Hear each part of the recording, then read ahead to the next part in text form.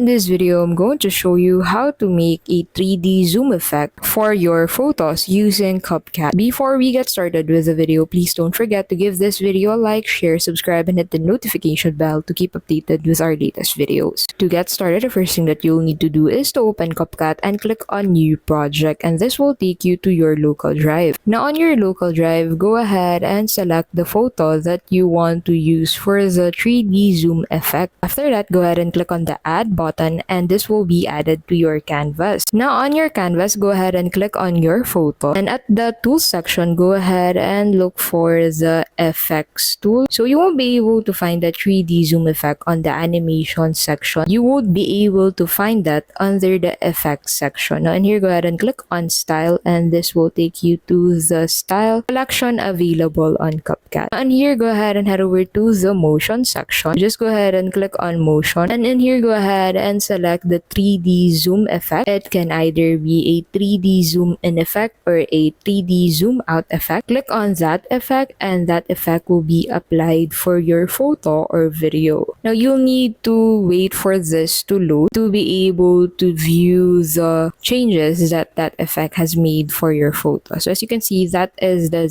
3D zoom in effect. You can also try out the 3D zoom out effect by clicking on the effect beside the 3D zoom in effect. So you'll need to wait for a couple of seconds for that effect to be applied. Let's try another photo for you to be able to appreciate that effect further. Let's try using a different photo. Click on the Add button to be able to add this to your canvas. Now on your canvas, click on the photo all over again and click on Style, which is under the Effects section. Now in here, go ahead and head over to the Motion section, and under the Motion section, go ahead and click on the 3D zoom out effect. So as you can see in here, you can appreciate the effect better given that the photo highlights further the individual standing on the photo.